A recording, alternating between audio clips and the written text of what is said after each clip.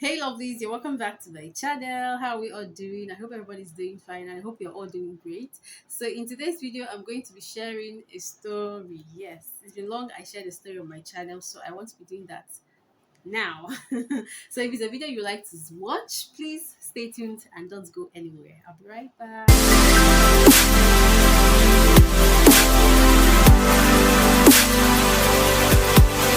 So on the 4th of December 2004, something happened.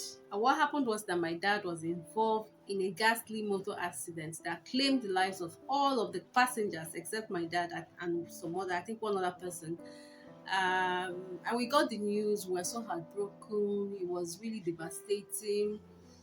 But we thank God that he made it alive.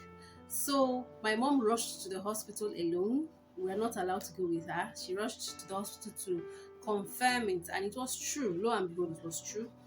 And we were not allowed. We, the children, were not allowed to visit him until after I think a month, 3 weeks, if or even more. I can't really remember. But we're not allowed to see him immediately. And on that fateful day, on the day we were finally allowed to go and visit my dad, we got there with some of our neighbors. And when we got into the ward, my dad was emotional seeing us. And I was emotional myself because his state was really bad. He had a broken leg and he had bruises all over his face. And it wasn't it wasn't a nice one at all. It wasn't a nice sight to behold at all.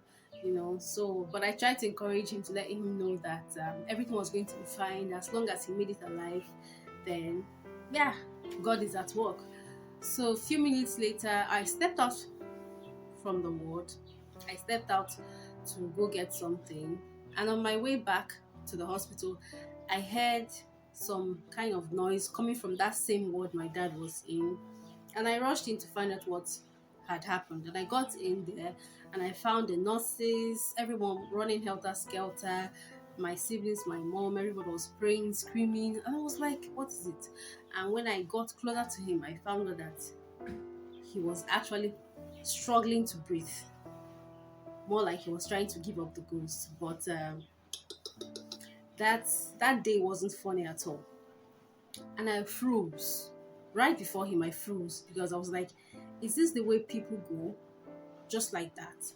And I told God, "You started this work, please complete it. You started this work, please complete it." And I opened my mouth to pray. My people, I couldn't pray. I couldn't pray. I just think I allowed the whole situation overwhelm me. I was overwhelmed by what I was seeing, you know. I was overwhelmed because I haven't seen that kind of thing before. I haven't had such an encounter in my entire life before. And I really couldn't open my mouth to pray. Not like I was weak to pray, but I was overwhelmed. Let me just say I was overwhelmed with the whole situation, and I didn't know what to do. And at some point, I was like, okay, if I can't pray, then I can worship.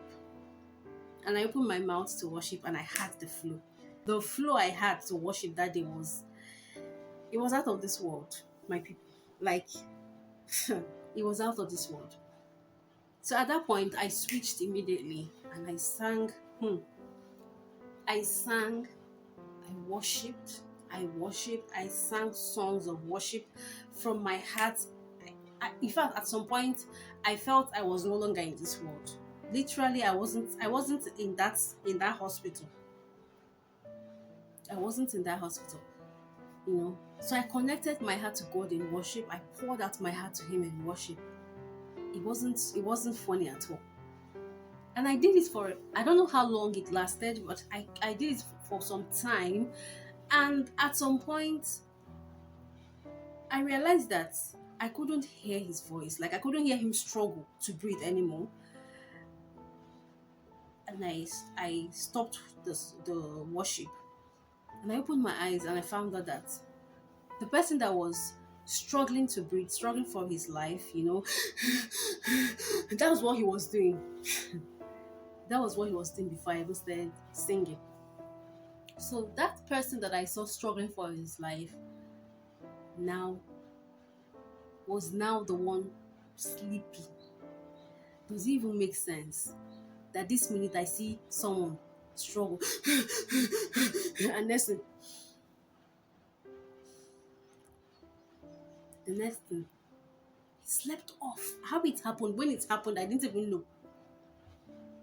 When it happened, I didn't know. How it happened, I didn't know. I wasn't aware. All I know is that when I found out that, okay, it was like I was back to this world.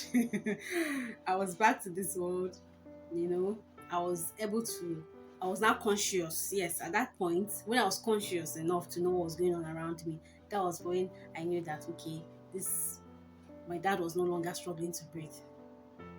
When I opened my eyes, my people, like I said, I wasn't seeing him struggling anymore. The man I saw struggling few minutes ago was now sleeping.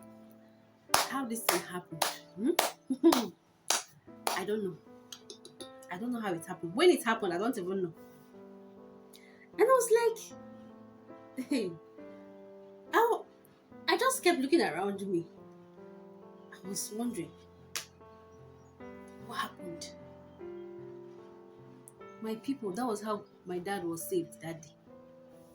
That was how God saved my dad. That was how God intervened. Because nobody knew what the enemy planned that day. But through worship, my dad's life was restored.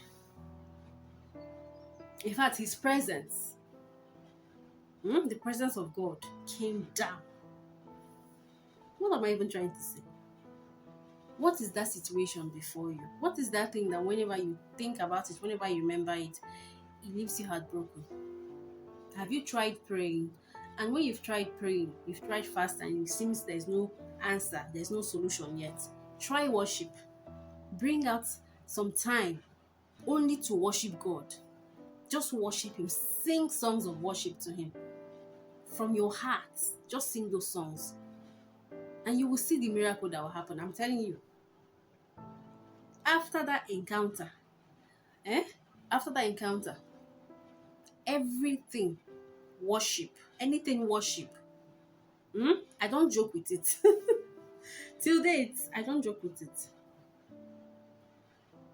My idea of worship changed. The way I see worship back then is not the way I see worship ever since I had that encounter, my people. That was how my dad was saved. That was how he was saved.